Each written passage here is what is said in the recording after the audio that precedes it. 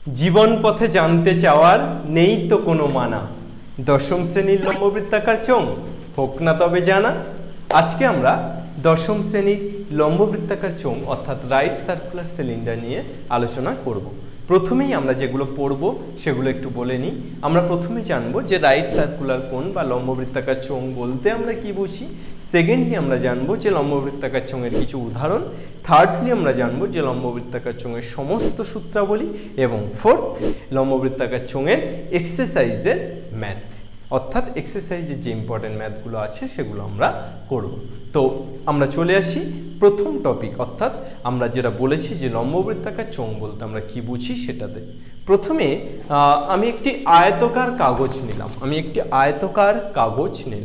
এই আয়তকার কাগজটিকে আমি রাউন্ড ফিগারে একটা রাউন্ড শেপ দিলাম। আয়তকার কাগজটিকে একটি রাউন্ড শেপ দিলাম। This is a right circular cylinder, অর্থাৎ এটি কিন্তু একটি লম্ববৃত্তাকার চোঙ। তাহলে এই আয়তকার কাগজের একটি দৈর্ঘ্য আছে। দৈর্ঘ্য আমরা কাকে বলি? এইটাকে প্রস্থ আছে, প্রস্থ এটা। তাহলে আমি যখন এটিকে একটি লম্ববৃত্তাকার চোঙের শেপ দিচ্ছি, সে তখন গিয়ে দাঁড়িয়ে হয়ে যাচ্ছে এই যে দৈর্ঘ্যটা ছিল সেই দৈর্ঘ্যটাই হয়ে গেল। আচ্ছা, এই চোঙের ক্ষেত্রে তোমরা দেখতে পেলে কি কি আছে? এর একটা উচ্চতা আছে, অর্থাৎ এখান থেকে এই পর্যন্ত যেটা পাচ্ছি আমরা সেটা কি উচ্চতা। আর একটা জিনিস যেটা দেখতে পাচ্ছ, দেখো তোমরা একটু ভালো করে খেয়াল করলেই দেখতে পাবে যে এই চোঙে ভূমি, এই যে দুটো তল আছে, তলটা কি বৃত্তাকার না? এটাও বৃত্তাকার, এটাও বৃত্তাকার, অর্থাৎ এটা একটা বৃত্ত, এটা একটা বৃত্ত। তাহলে চোঙের একটা উচ্চতা আছে এবং চোঙের উপরে নিচে দুটি বৃত্তাকার অংশ আমরা পাচ্ছি। তাহলে এই যে বৃত্তাকার অংশ প্রথমে পাচ্ছি, এইটা বৃত্তাকার অংশের দৈর্ঘ্য কত বলতে পারবে? কি দেখো, বুঝতে পারছো না? এই যে আয়তক্ষেত্রের দৈর্ঘ্য, এটাই বৃত্তাকার অংশের পুরো দৈর্ঘ্য, অর্থাৎ বৃত্তের পরিধি না? অর্থাৎ বৃত্তের পরিধি 2πr-টা কত? বৃত্তের পরিধির সূত্র তো 2πr, তাহলে 2πr-টা কত? L। আর এইটা যেটা পাচ্ছি এটা কি? আয়তক্ষেত্রের ক্ষেত্রে প্রস্থ না?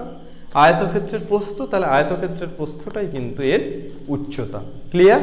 তাহলে এবার আমরা চলে আসছি যে এই শেপটা হচ্ছে কিসের শেপ? না, লম্ববৃত্তাকার চোঙের শেপ। তাহলে এই ধরনের লম্ববৃত্তাকার চোঙের শেপ আমরা আমাদের আশেপাশে এই ধরনের কি কি শেপ দেখেছি? আমাদের আশেপাশে আমরা আমরা যে জগ খাওয়ার জন্য ব্যবহার করি, জগটা তাহলে কি লম্ববৃত্তাকার চোঙ না? ধরো এই বোতল, এই বোতলটা কিসের শেপ? বোতলটা একটা লম্ববৃত্তাকার চোঙ। কেন? এর নিচেটা একটা বৃত্ত, এর উপরটা একটা বৃত্ত, এর একটা হাইট আছে, তাহলে এটাও একটা লম্ববৃত্তাকার চোঙ আছে। যখন নিলাম তখন একটু জল খেয়ে নিই। তাহলে বোতলটা একটা লম্ববৃত্তাকার চোঙ। আর কি কি হতে পারে তোমাদের আশেপাশে লম্ববৃত্তাকার চোঙ? ড্রাম হতে পারে না? যে ড্রাম তোমরা ছাদের উপর বসানো থাকে, যে ড্রাম থেকে জল আর কি হয়, সারা বাড়িতে জল সরবরাহ হয়, সেই ড্রাম হতে পারে, এমনি যে কোনো ড্রাম হতে পারে।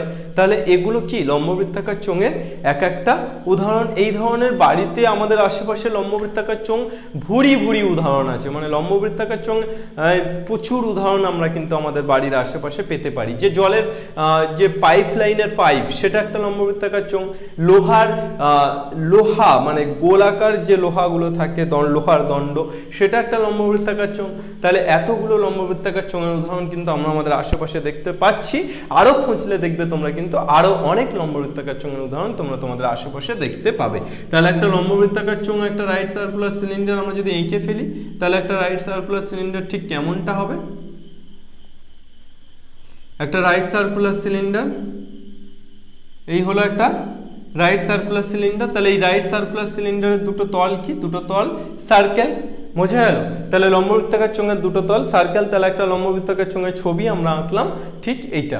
তাহলে এই সার্কেলের যেহেতু দুটি তল সার্কেল অর্থাৎ বৃত্ত, তাহলে এই বৃত্তের কি থাকবে? বৃত্তের অবশ্যই একটা রেডিয়াস থাকবে। তাহলে আমি ধরে নিচ্ছি বৃত্তের রেডিয়াসটা আর এই যে লম্ববৃত্তাকার চোঙ, এর কি থাকছে? একটা উচ্চতা থাকছে, অর্থাৎ h। তাহলে এর একটা এর যে বৃত্তাকার অংশ অর্থাৎ যে তল দুটো আছে তাদের একটি রেডিয়াস থাকছে এবং এর উচ্চতা থাকছে। একটা জিনিস মনে রাখবে যে এই তল দুটি যে বৃত্ত তৈরি করছে এই দুটি বৃত্ত কিন্তু সমান মাপের, ঠিক আছে। তো প্রথমে আমরা তাহলে চলে আসছি যে আমরা কি পড়লাম, আমরা পড়লাম যে একটি আয়তক্ষেত্রকে নিয়ে আমরা লম্ববৃত্তাকার চোঙ বানানো শিখলাম। তাহলে এই লম্ববৃত্তাকার চোঙের পার্শ্বতলের ক্ষেত্রফলটা কি হবে বলতো? জাস্ট এই বৃত্ত দুটো যদি বাদ দিয়ে দিই, অর্থাৎ এই যে লম্ববৃত্তাকার চোঙ, এই লম্ববৃত্তাকার চোঙের এই গোলাকার অংশ দুটো আমরা বাদ দিয়ে দিলে জাস্ট পার্শ্বতলটা, অর্থাৎ এই যেটুকু কাগজ আছে এর ক্ষেত্রফল তাহলে কি হবে বলতো? এই আয়তক্ষেত্রের ক্ষেত্রফলের সাথে সমান না? আয়তক্ষেত্রের ক্ষেত্রফল যা হবে এই যে চোঙটা পেলাম চোঙের ক্ষেত্রফলটাও কি ঠিক তাই হবে।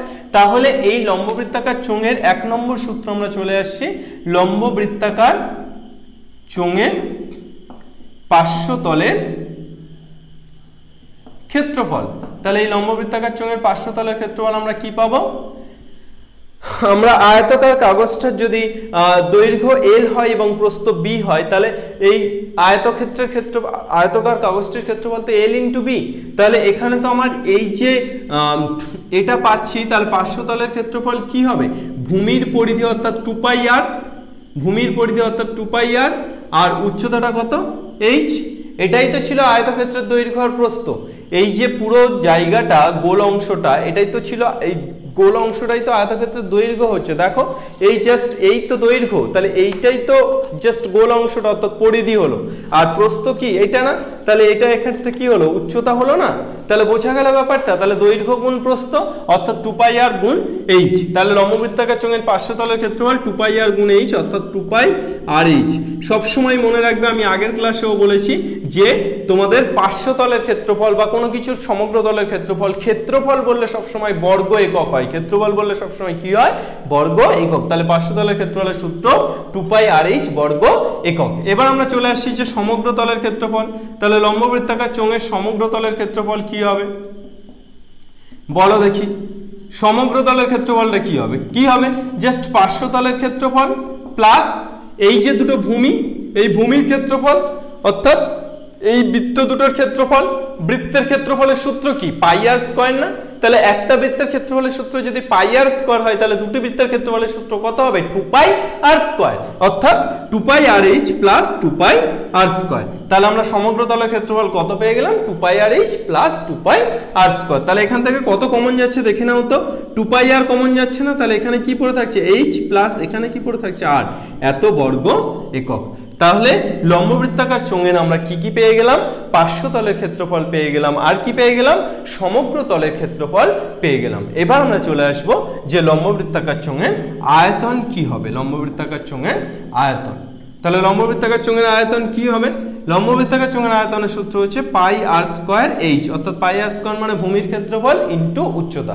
তাহলে চোঙের আয়তনের সূত্র হচ্ছে ভূমির ক্ষেত্রফল ইনটু উচ্চতা। ভূমির ক্ষেত্রফল ভূমিবৃত্ত, যার জন্য ক্ষেত্রফল হচ্ছে πr², আর উচ্চতা হচ্ছে h। তাহলে এই πr²h এত কি? এত ঘন একক। আমরা বলেছিলাম যে আয়তন হলে সবসময় কি হয়? আয়তন হলে কিন্তু সবসময় ঘন একক হয়। তাহলে লম্ববৃত্তাকার চোঙের আয়তনের সূত্র হচ্ছে πr²h ঘন একক। Clear idea? বোঝা গেল? কোনো অসুবিধা নেই। এইবার ব্যাপারটা যেটা হচ্ছে সেটা হচ্ছে যে এগুলো আমরা যা যা করলাম সবই কিন্তু নিরেট চোঙের ক্ষেত্রে, অর্থাৎ চোঙটা যদি নিরেট হয় তাহলে সেক্ষেত্রে এই সূত্রগুলো অ্যাপ্লিকেবল। এখন যদি বলা হয় যে চোঙটা ফাঁপা চোঙ, তাহলে কিন্তু সেই সূত্র আর অ্যাপ্লিকেবল, এই সূত্র হবে না। কেন হবে না? তার কারণ ফাঁপা চোঙ হলে, একটা চোঙ যদি ফাঁপা হয় তাহলে তার ভিতরের দিকের একটা ব্যাসার্ধ থাকবে বা ভিতরের দিকের একটা ব্যাস থাকবে, আর বাইরের দিকের একটা ব্যাস থাকবে, অর্থাৎ দেয়ালের এপার পর্যন্ত একটা ব্যাস, অন্তর্ব্যাস যাকে বলবো, আর বাইরে পুরোটা নিয়ে যেটা হবে সেটা হচ্ছে বহির ব্যাস। তাহলে ফাঁপা চোঙের ক্ষেত্রে কিন্তু সূত্রগুলো একটু আলাদা হয়ে যাবে। তাহলে আমরা একটা ফাঁপা চোঙ এঁকে ফেলি। আচ্ছা, এটাকেই একটা ফাঁপা চোঙের রূপ দেওয়ার চেষ্টা করি, বা আমরা পাশে একটা ফাঁপা চোঙ যদি এঁকে ফেলি। ধরো ওপারে নিরেট চোঙ আছে, এপারে আমি ফাঁপা চোঙটা আঁকছি।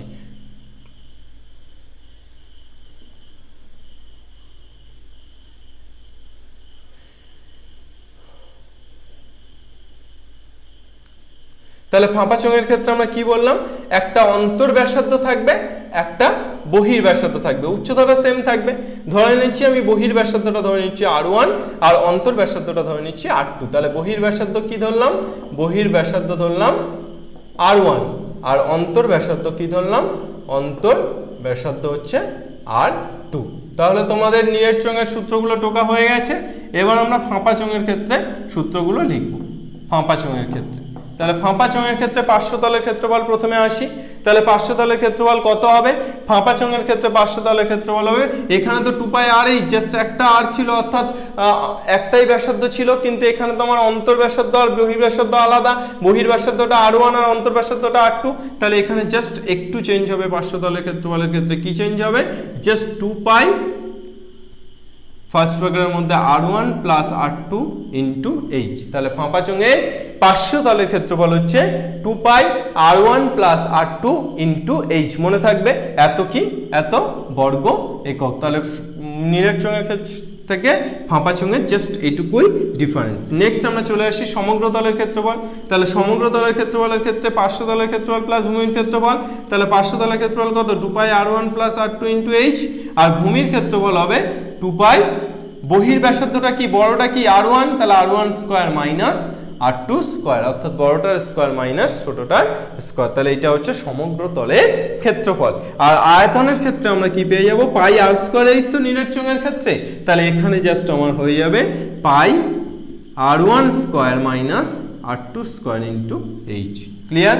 তাহলে এই হচ্ছে আমাদের ফাঁপা চোঙের ক্ষেত্রে এই সূত্রগুলো আমরা পড়ে ফেলবো। তাহলে নিরেট চোঙের ক্ষেত্রে আর ফাঁপা চোঙের ক্ষেত্রে পার্শ্বতলের ক্ষেত্রফল, সমগ্র তলের ক্ষেত্রফল, আয়তন, এই ছটাই কিন্তু আমাদের চোঙের টোটাল ফর্মুলা। অর্থাৎ এই ছটা ফর্মুলা আমরা জেনে গেলে আমরা চোঙের যে কোনো অঙ্ক কিন্তু ফাইট করতে পারবো। ক্লিয়ার? তাহলে আমরা এবার সরাসরি এক্সারসাইজে চলে যাব।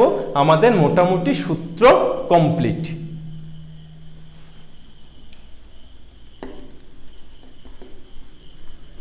এক্সারসাইজের ম্যাথগুলো কিন্তু খুবই সহজ এবং খুবই কনসেপচুয়াল। তোমরা জাস্ট কনসেপ্টটা বুঝে গেলে অঙ্কগুলো করতে পারবে। এখানে যেটা ব্যাপার সেটা হচ্ছে ক্যালকুলেশনটা একটু ভালোভাবে শিখতে হবে, বা ক্যালকুলেশনটা একটু তোমরা ভালোভাবে বাড়িতে প্র্যাকটিস করে ফেলবে অঙ্কগুলোর ক্ষেত্রে। এই পরিমিতির অঙ্কগুলোর ক্ষেত্রে কিন্তু মেইনলি যেটা প্রবলেম হয় সেটা হচ্ছে ক্যালকুলেশনে। অর্থাৎ তোমাদের যেহেতু মাধ্যমিকে ক্যালকুলেটর ব্যবহার করতে দেবে না পরীক্ষাতে, সুতরাং ক্যালকুলেশন, এই ক্যালকুলেশনগুলো একটু টাফ প্রকৃতির বা একটু বেশি ঘিঞ্জি টাইপের। সেক্ষেত্রে এই ক্যালকুলেশনগুলো করার জন্য কিন্তু অনবরত প্র্যাকটিসটা না থাকলে এই ক্যালকুলেশনগুলো করতে পারবে না। তাই অনবরত প্র্যাকটিসটা কিন্তু তোমাদেরকে করতে হবে, বিশেষত ক্যালকুলেশন প্র্যাকটিস। বাকি পরিমিতিতে কিচ্ছু নেই, কিচ্ছু নেই মানে কিচ্ছু নেই।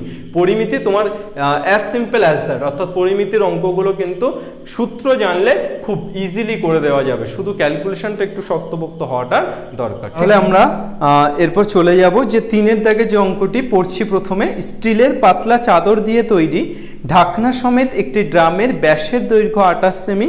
ড্রামটি তৈরি করতে যদি 2816 বর্গ সেমি চাদর লাগে তবে ড্রামটির উচ্চতা কত?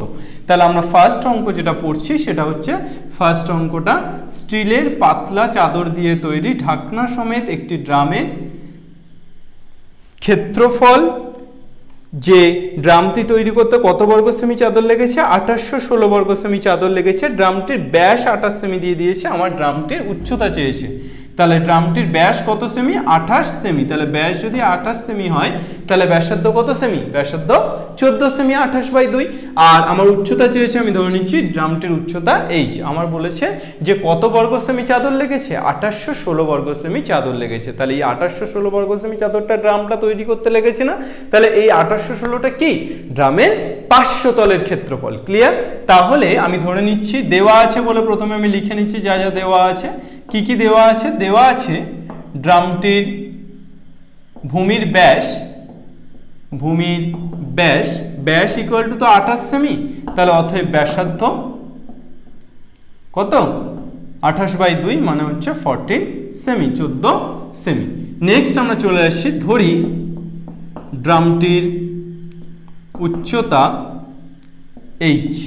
তাহলে অতএব পার্শ্বতলের ক্ষেত্রফল কত হবে? পার্শ্বতল বা বক্রতলের ক্ষেত্রফল। তাহলে পার্শ্বতলের ক্ষেত্রফল, পার্শ্বতলের ক্ষেত্রফল ইকুয়াল টু কত পাবো আমরা? 2π RH মানে 14 ইন্টু h। ক্লিয়ার? এইবার আমার পার্শ্বতলের ক্ষেত্রফল কত বলা আছে? 2816 না? তাহলে আমি লিখতে পারি, ওই বলো, লিখতে পারি শর্তানুসারে কি লিখতে পারি? 2π 14 ইন্টু h ইকুয়াল টু 2816। তাহলে আমরা এখান থেকে 2 ইন্টু পাই মানে 22/7 into 14 into H equal two কত পেয়ে যাচ্ছি 2816, 7 দুগুণে 14। তাহলে এবার ওপারে চলে গেলে সবগুলো কি হয়ে যাচ্ছে, h equal to 2816 by 2 into 22 into 2। 11 দিয়ে কাটলে 11 দুগুণে 22, এখানে উপরে 11 দিয়ে কাটলে 11 দুগুণে 22, 6 61, 5 11 55, 6 66, 6 11 66। এবার 2 দিয়ে কাটলে 2 একে 2, 2 দুগুণে 4, 1 16, 8 দুগুণে 16। আবার 2 দিয়ে কাটলে 6 দুগুণে 12, 64। আবার 2 দিয়ে কাটলে 32। তাহলে এইচ ইকুয়াল টু কত semi, H equal two 32 semi. তাহলে ড্রামটির উচ্চতা কত সেমি, ড্রামটির উচ্চতা 32 সেমি। তাহলে আমাদের প্রথম যে অঙ্কটি দিয়েছে সেই অঙ্কটি হয়ে গেল। দেখো বোঝা গেল কিনা বলো। তাহলে আমাদের এই ধরনের যে কোনো অঙ্ক আমরা তাহলে লম্ববৃত্তাকার চোঙের সূত্রগুলো যদি জেনে থাকি তাহলে কিন্তু অ্যাজ সিম্পল অ্যাজ দ্যাট, অর্থাৎ আমরা খুব সহজেই করতে পারবো। নেক্সট আমরা চলে আসছি তাহলে পরের অঙ্ক। পরের কোন অঙ্কটা আমরা করব, চলো দেখি আমরা একটা অঙ্ক 5-এর দাগের অঙ্কটা আমরা দেখে ফেলি। চলো তাহলে আমরা এক্সারসাইজের এর পরে 3-এর পরে আমরা কোন অঙ্কটা করছি, 3-এর পরে আমরা চলে যাচ্ছি 5-এর দাগের অঙ্কে। তাহলে 5-এর দাগের অঙ্কটা কি দিয়েছে তোমরা পড়ে ফেলো। 5-এর দাগের অঙ্কটা কি দেওয়া আছে, 5-এর দাগের অঙ্কটা দেওয়া আছে 2.8 ডেসিমিটার দৈর্ঘ্যের অন্তর্ব্যাস বিশিষ্ট, 2.8 ডেসিমিটার দৈর্ঘ্যের অন্তর্ব্যাস বিশিষ্ট এবং 7.5 ডেসিমিটার লম্বা জ্বালানি গ্যাস সিলিন্ডারে 15.015 কিগ্রা গ্যাস থাকলে প্রতি ঘন ডেসিমিটার গ্যাসের ওজন কত, প্রতি ঘন ডেসিমিটার গ্যাসের ওজন আমাকে বের করতে হবে। তাহলে একটা জ্বালানি গ্যাস সিলিন্ডার, যে জ্বালানি গ্যাস সিলিন্ডারটার কি দেওয়া আছে, 2.8 ডেসিমিটার দৈর্ঘ্যের অন্তর্ব্যাস। তাহলে অন্তর্ব্যাস যদি 2.8 হয় তাহলে ব্যাসার্ধ কত হবে 1.4 ডেসিমিটার, কেননা 2.8 কে 2 দিয়ে ভাগ করলে কত হয় 1.4। এইবার এটা কত লম্বা বলেছে 7.5 ডেসিমিটার লম্বা, কত লম্বা 7.5 ডেসিমিটার লম্বা। চলে এসো, তাহলে আমার বলেছে যে 7.5 ডেসিমিটার লম্বা গ্যাস সিলিন্ডারে 15.015 কিগ্রা গ্যাস আছে, 15.015 কিগ্রা। তাহলে এই যে সিলিন্ডারটা আছে এই সিলিন্ডারের মধ্যে কত কিগ্রা গ্যাস আছে 15.015 কিগ্রা গ্যাস আছে। চলে এসো, তাহলে আমরা ফার্স্ট লিখে ফেলি কি কি দেওয়া আছে। দেওয়া আছে সিলিন্ডারটির অন্তর্ব্যাস, ওই অন্তর্ব্যাস বা ব্যাস ইকুয়াল টু 2.8 ডেসিমিটার। তাহলে অন্তর্ব্যাসার্ধ, অতএব অন্তর্ব্যাসার্ধ কত 2.8/2 অর্থাৎ 1.4 ডেসিমিটার। আর কি দেওয়া আছে উচ্চতা, সিলিন্ডারটির উচ্চতা 7.5 ডেসিমিটার। তাহলে আমি কি বের করতে পারবো, আমি কি এটা বের করতে পারবো যে সিলিন্ডারটির আয়তন কত। এই সিলিন্ডারটির আয়তন আমরা বের করতে পারবো না, তার কারণ আমাদের ব্যাসার্ধ দেওয়া আছে, উচ্চতা দেওয়া আছে। আয়তন মানে কি পাই আর স্কয়ার এইচ আমার চোঙের ক্ষেত্রে, সিলিন্ডারের ক্ষেত্রে। তাহলে আমি এখানে কি করব, অতএব আয়তন ইকুয়াল টু আমরা কত পেয়ে যাচ্ছি, আয়তন ইকুয়াল টু আমরা পেয়ে যাচ্ছি পাই আর স্কয়ার অর্থাৎ 1.4 তার হোল স্কয়ার ইন্টু এইচ অর্থাৎ 7.5।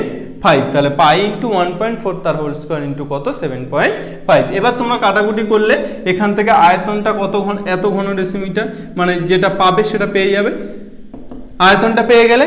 এইবার দেখো আমার কি বলেছিল যে 15 গ্যাস সিলিন্ডারে 15.015 কিগ্রা গ্যাস থাকে, তাহলে 1 ঘন ডেসিমিটার গ্যাসের ওজন কত।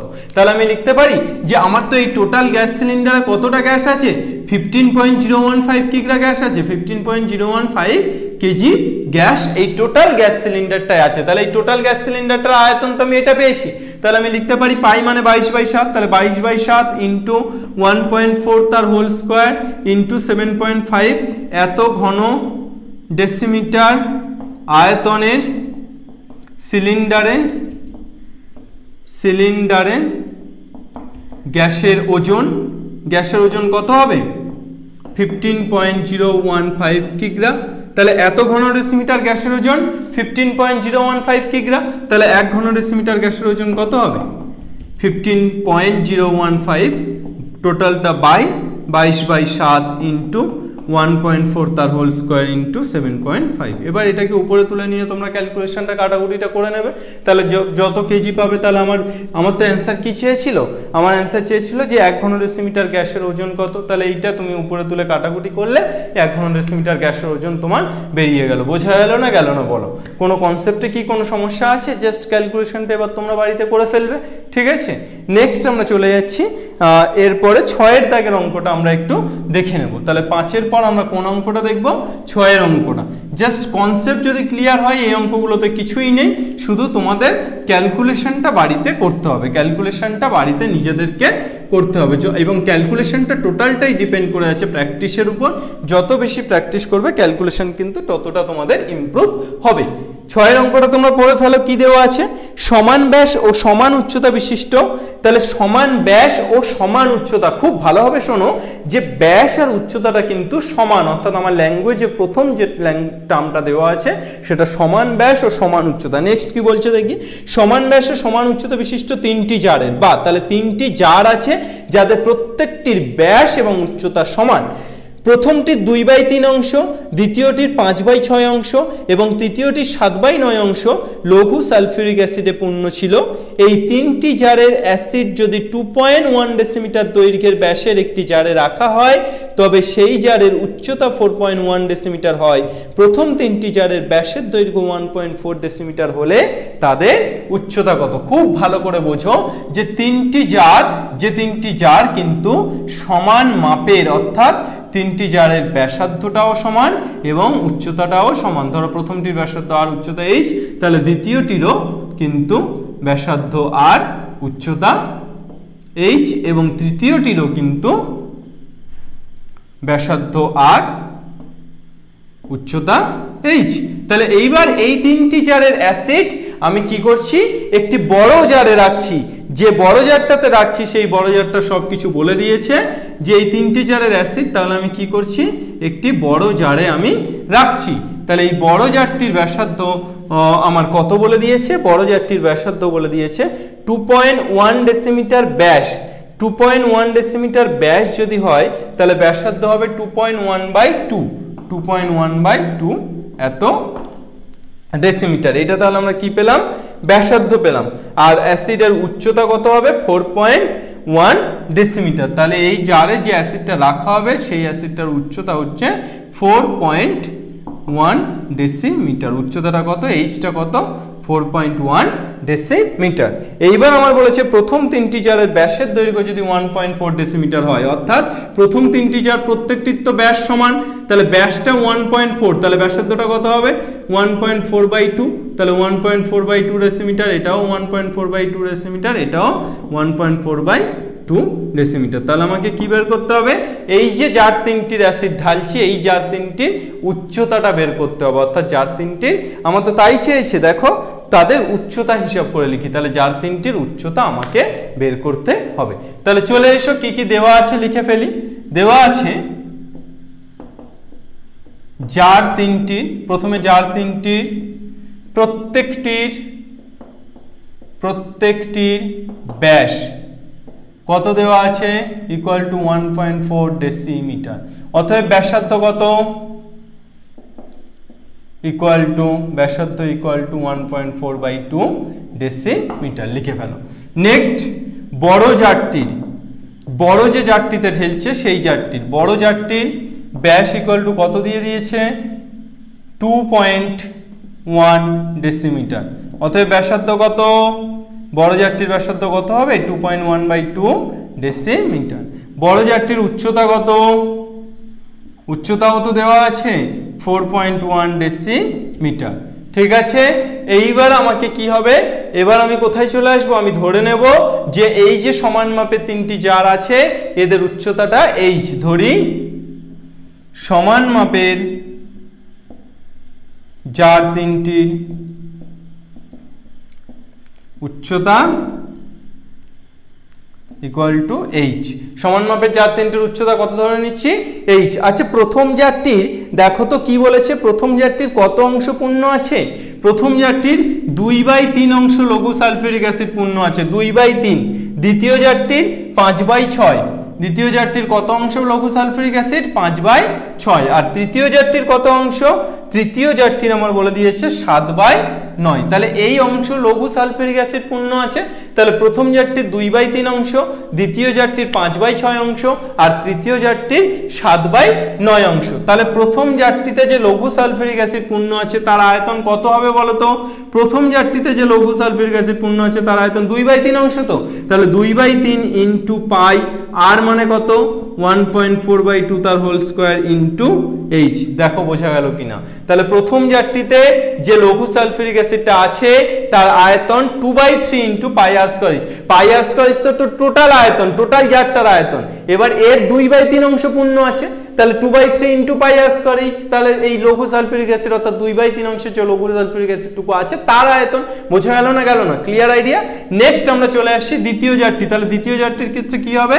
5/6 ইনটু পাই ইনটু 1.4/2 তার হোল স্কয়ার ইনটু এইচ একই রকম ভাবে আর তৃতীয় জারটির ক্ষেত্রে 7/9 তাহলে তৃতীয় জারটির আয়তন লঘু সালফিউরিক অ্যাসিডের আয়তন 7/9 পাই 1.4/2 তার হোল স্কয়ার ইনটু এইচ এটা তৃতীয় জারটির আয়তন তাহলে এই যে আয়তনগুলো এই যে তিনটি জারের যে লঘু সালফিউরিক অ্যাসিড আছে সেই আয়তনগুলো যদি আমি যোগ করে দিই সেইটা ইকুয়াল টু আমি কি লিখতে পারবো বড় জারটির আয়তন না তাহলে বড় জারটির আয়তন কত হবে পাই ইনটু 2.1/2 তার হোল স্কয়ার ইনটু 4.1 ক্লিয়ার তাহলে আমি শর্তানুসারে এটা বসিয়ে দিতে পারি যে শর্তানুসারে এইটা ইকুয়াল টু এইটা কেন বোঝা গেল যে প্রথম জারটির 2/3 অংশ লঘু সালফিউরিক অ্যাসিড পূর্ণ আছে তাহলে 2/3 অংশের আয়তন দ্বিতীয় জারটির 5/6 অংশের আয়তন আর তৃতীয় জারটির 7/9 অংশের আয়তন এবার এইগুলোই তো সব আমি বড় জারটি ঢেলে দিচ্ছি তাহলে এগুলোর মোট আয়তনের সাথে কি বড় জারটির আয়তন সমান হবে না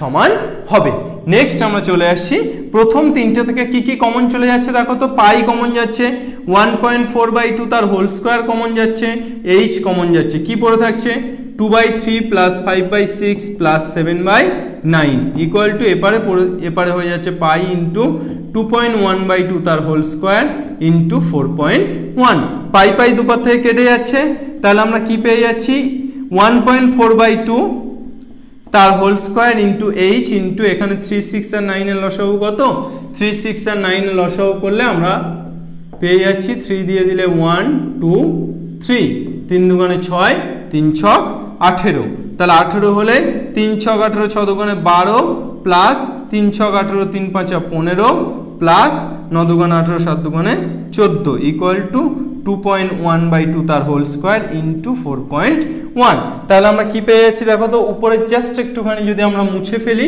তাহলে ক্যালকুলেশনটা আমরা এখানে করতে পারবো আমরা যেটা পেয়ে যাচ্ছি সেটা হচ্ছে 1.4/2 তার whole square into H into এখানে 12 15 আর 14 যোগ করলে 29 30 31 41/18 41/18 ইকুয়াল টু কত পেয়ে যাচ্ছি 2.1/2 তার হোল স্কয়ার ইনটু 4.1 তাহলে এইচ ইকুয়াল টু কত পেয়ে যাচ্ছি এগুলো সব ওপারে গেলে তো উল্টে যাবে তাহলে 2.1/2 তার হোল স্কয়ার মানে 2.1/2 ইনটু 2.1/2 1.4/2 তার হোল স্কয়ার এপারে আসলে 2/1.4 ইনটু 2/1.4 ইনটু এপারে 4.1 ছিল যেমন রেখে দিচ্ছি আর 41/18 এপারে আসলে 18/41 ক্লিয়ার এইবার দেখো একটা পয়েন্ট উঠে গেল একটা পয়েন্ট উঠে গেল এখানে যদি পয়েন্ট তুলতে হয় তাহলে নিচে 10 নিতে হবে একটা 2 একটা 2 একটা 2 একটা 2 কেটে গেল 7 দুগুণে 14 3 7 21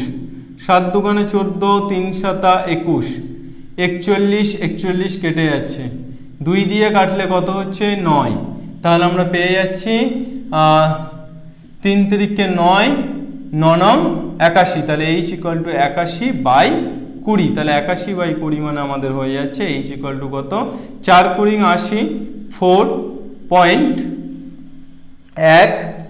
4.05 এত ডেসিমিটার তাহলে আমরা যে উচ্চতাটা অর্থাৎ আমাদের প্রত্যেকটি জারের যে উচ্চতা প্রত্যেকটি এই তিনটি জারের যে উচ্চতা সেই উচ্চতাটা কত 4.05 ক্লিয়ার না ক্লিয়ার নয় আশা করি তোমরা বুঝতে পেরেছো তাহলে এই অঙ্কটা আমরা 6 এর অঙ্কটা করলাম এরপর আমরা চলে যাব আরো দুটো অঙ্ক আমরা দেখে নেব মোটামুটি। তাহলে দেখছো যে সূত্রের সাহায্যেই কিন্তু আমাদের সমস্ত অঙ্কগুলো হচ্ছে, কোনো জটিলতা কিন্তু নেই, শুধু ক্যালকুলেশনগুলোকে একটু ভাবনা চিন্তা করে করতে পারলেই কিন্তু কেল্লা ফতে। অর্থাৎ ক্যালকুলেশনগুলো যদি তুমি একটু ভাবনা চিন্তা করে করতে পারো তাহলে কিন্তু তুমি এখান থেকে কোনো রকম কোনো অসুবিধা ছাড়া তুমি কোশ্চেনটাকে অ্যাটেন্ড করতে পারবে। নেক্সট আমরা চলে আসছি তাহলে 10-এর দাগের অঙ্ক। 10-এর দাগের অঙ্কটা কি দিয়েছে পড়ে ফেলো। একটি লম্ব চোঙাকৃতি স্তম্ভের বক্রতলের ক্ষেত্রফল 264 বর্গমিটার এবং আয়তন 924 ঘনমিটার হলে ব্যাসের দৈর্ঘ্য উচ্চতা। তাহলে একটা লম্ব চোঙাকৃতি স্তম্ভ এঁকে ফেলি। এর ব্যাসের দৈর্ঘ্য আর উচ্চতা চেয়েছে, আমি ধরে নিচ্ছি ব্যাসার্ধ আর উচ্চতা h, ব্যাসার্ধ আর উচ্চতা h। আমাকে বলেছে এর বক্রতলের ক্ষেত্রফল 264, তাহলে বক্রতল মানে পার্শ্বতল, মানে 2π r/h = 264। আর কি বলেছে আয়তন 924, তাহলে আয়তন মানে কি πr²h, তাহলে πr²h = 924। আমাকে কিসের মান বের করতে হবে, আর h এর মান বের করতে হবে। আমার ব্যাস আর উচ্চতা চেয়েছে, আমি যদি ব্যাসার্ধ আর উচ্চতা পেয়ে যাই তাহলে তো ব্যাসার্ধ পেয়ে গেলে ব্যাস পেয়ে যাব। Clear idea? তাহলে আমি প্রথমে ধরে নিচ্ছি, ধরি লম্ববৃত্তাকার স্তম্ভের ব্যাসার্ধ কত ধরে নেব, ব্যাসার্ধটা ব্যাসার্ধ = r এবং উচ্চতাটা ধরে নিচ্ছি উচ্চতা = h। তাহলে ব্যাসার্ধ r এবং উচ্চতা h।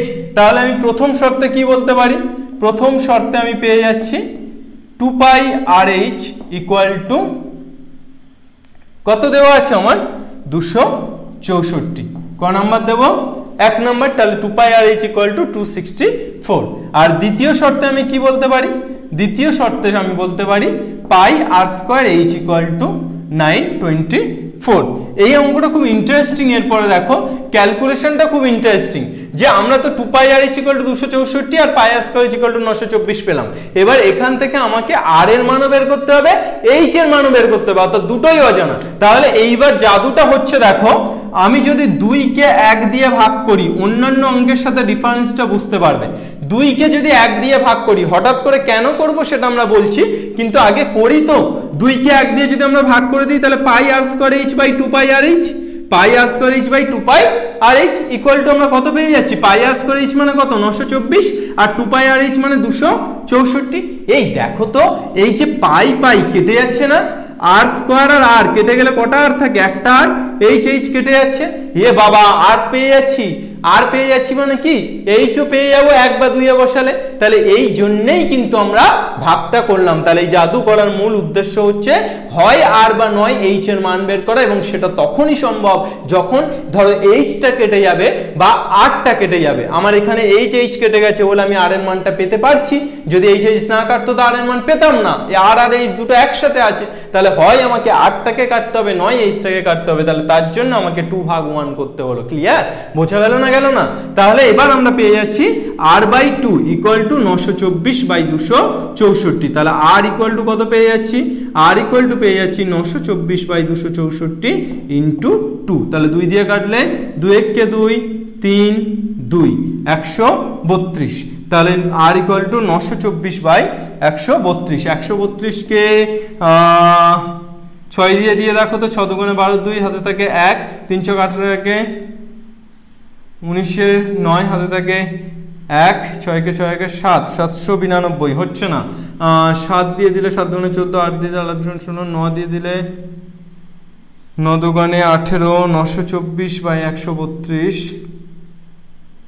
132। তাহলে কত দিয়ে যাবে, 8 দিয়ে দিলে 8 × 2 = 16, 6, হাতে থাকে 1, 3 × 24, 1 25, 5, হাতে থাকে 2, 8 কে 8 দিয়ে 10, বেশি হয়ে যাচ্ছে।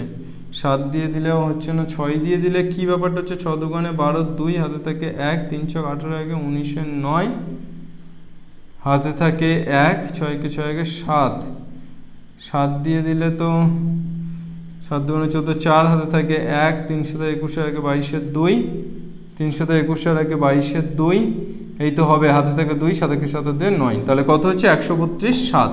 তাহলে আমরা r এর মান কত পেয়ে গেলাম, r এর মান পেয়ে গেলাম 7। তাহলে r এর মানটা আমরা কত পেলাম, r এর মান আমরা পেলাম 7। তাহলে আর কত কি চেয়েছে, কোন এককে দিয়েছে, মিটার, তাহলে আর হয়ে যাচ্ছে 7 মিটার। এবার 1 নং এ আর ইকুয়াল টু 7 বসিয়ে পাই, তুমি 1 বা 2 যেখানেও খুশি বসাতে পারো, আমি 1 এ বসাচ্ছি। তাহলে 2 ইন্টু পাই ইন্টু আর মানে 7 ইন্টু এইচ ইকুয়াল টু কত, 264 পাই এর মানটা বসিয়ে দিলে 2 into 22/7 into 7 into H equal two 264।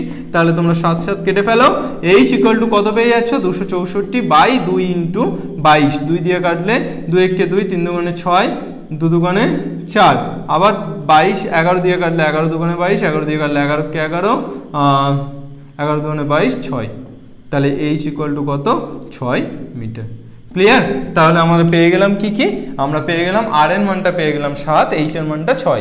এবার আর এর মানটা 7 মানে ব্যাস কত, অতএব ব্যাস ইকুয়াল টু 14 মিটার, আর উচ্চতা ইকুয়াল টু, উচ্চতা কিন্তু কত, উচ্চতা equal to 6 metre. Clear idea? আশা করি কোনো অসুবিধা নেই। তাহলে মোটামুটি 10-এর অঙ্কটা আমাদের হয়ে গেল। আর একটা অঙ্ক আমরা করব, আর একটা অঙ্ক করেই কিন্তু আমরা আমাদের এক্সারসাইজটা ক্লোজ করব। আশা করি এই অঙ্কগুলো করতে পারলে তোমরা বাকি অঙ্কগুলো করতে পারবে। এই অঙ্কটা আমরা তাহলে চলে আসব 15 দাগের অঙ্কটাতে। 15 দাগের অঙ্কটা কি বলেছে আমরা প্রথমে দেখে নিই। 15-এর অঙ্কটা কি বলেছে, একটি লম্ববৃত্তাকার চোঙের উচ্চতা উহার ব্যাসার্ধের দ্বিগুণ। দেখো অঙ্কটা পড়ো, একটি লম্ববৃত্তাকার চোঙের উচ্চতা উহার ব্যাসার্ধের দ্বিগুণ। তাহলে ব্যাসার্ধ যা হবে উচ্চতা তার দ্বিগুণ।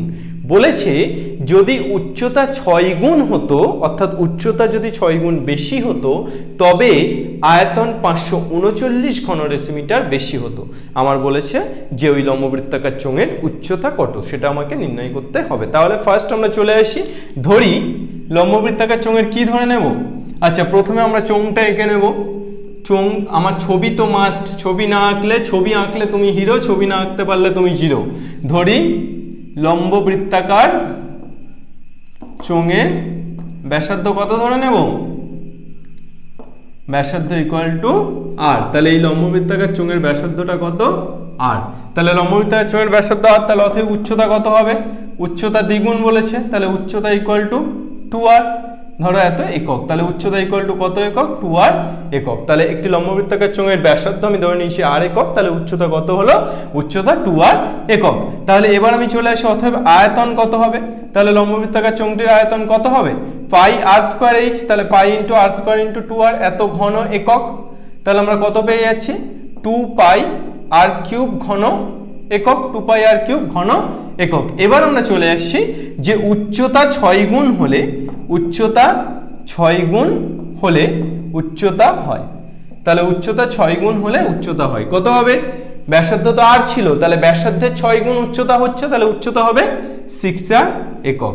তাহলে এখন আয়তন, অতএব এখন আয়তন, তাহলে এখন আয়তন কত হবে, পাই ইন্টু আর স্কোয়ার ইন্টু 6r।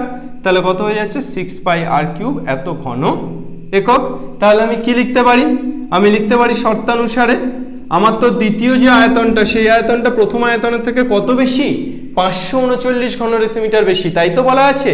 তাহলে আমরা কি লিখতে পারি, 6 pi r cube minus 2 pi r cube equal to 539। তাহলে কত হয়ে যাচ্ছে, আমরা কত পেয়ে যাচ্ছি দেখো, পাই 6 পাই আর কিউব থেকে 2 পাই আর কিউব কমন বাদ দিলে 4 পাই আর কিউব ইকুয়াল টু 539। তাহলে আমার এখান থেকে আর কিউব ইকুয়াল টু 539 ইন্টু 4টা এপার আসলে 1/4, 22/7 এপার আসলে 7/22। তাহলে 11 দিয়ে কাটলে 11 দুগুণে 22, 11 দিয়ে কাটলে 4 11 44, 9 11 99। তাহলে আর কিউব ইকুয়াল টু আমরা কত পেয়ে গেলাম, 49 ইন্টু 7/4 ইন্টু 2। তাহলে এটাকে আমরা কিভাবে লিখতে পারি, আর কিউব ইকুয়াল টু 49 কে আমরা কিভাবে লিখতে পারি, 7 ইন্টু 7 ইন্টু 7, আর 4 ইন্টু 2 কে আমরা কিভাবে লিখতে পারি, 2 ইন্টু 2 ইন্টু 2। তাহলে আমরা পেয়ে যাচ্ছি আর কিউব ইকুয়াল টু 7/2 তার হোল কিউব। তাহলে আর, অতএব আর ইকুয়াল টু 7/2। তাহলে আর কিউব ইকুয়াল টু 7/2 তার হোল কিউব যদি হয়, তাহলে আর ইকুয়াল টু কত হবে, 7/2। তাহলে আর 7/2, ব্যাসার্ধ 7/2, তাহলে আমার উচ্চতাটা কত, উচ্চতাটা তো 2r। তাহলে ব্যাসার্ধ যদি 7/2 হয়, তাহলে অতএব উচ্চতা, অ্যান্সার তো আমার উচ্চতা চেয়েছে, তাহলে উচ্চতা 7/2 ইন্টু 2, 2 কেটে গেলে ইকুয়াল টু 7 কি, এককটা কিসে দেওয়া আছে, এককটা আমার দেওয়া আছে ডেসিমিটারে। তাহলে 7 ডেসিমিটার, 7 ডেসিমিটার। আশা করি বোঝা গেল, কোনো অসুবিধা নেই, ঠিক আছে। তো তো এই ছিল আমাদের আজকের সমস্ত অঙ্ক, অর্থাৎ আমরা এই চ্যাপ্টারে যেগুলো ইম্পর্টেন্ট এবং যেগুলো খুব ভালো অঙ্ক সেগুলো করিয়ে দিলাম। বাকি অঙ্কগুলো তোমরা করে ফেলো। তোমরা করাকালীন যদি কোনো সমস্যা হয় অঙ্কগুলো করতে, তাহলে অবশ্যই আমার কমেন্ট সেকশনে জানাও, এবং অবশ্যই এটাকে বারবার করে আমি মনে করাচ্ছি বা বারবার করে কিন্তু তোমরা এটাকে মনে রাখো যে কিন্তু পরিমিতির ক্ষেত্রে calculation is very important. Calculation একটা হিউজ পার্ট আমাদের ক্যারি করবে, বা ক্যালকুলেশন ছাড়া কিন্তু পরিমিতি অসম্ভব। সুতরাং তোমরা সূত্র জানলে পরিমিতির অঙ্ক বুঝতে কোনো সমস্যা হবে না, কিন্তু ক্যালকুলেশনটা তোমাদের প্র্যাকটিস করতে হবে, অর্থাৎ ক্যালকুলেশনটা বারবার কিন্তু তোমাদের চেষ্টা করতে হবে। এবং কেন চেষ্টা করতে হবে? কেননা कुछ किए बिना जय जयकार नहीं होती, कोशिश करने वालों की कभी हार नहीं होती।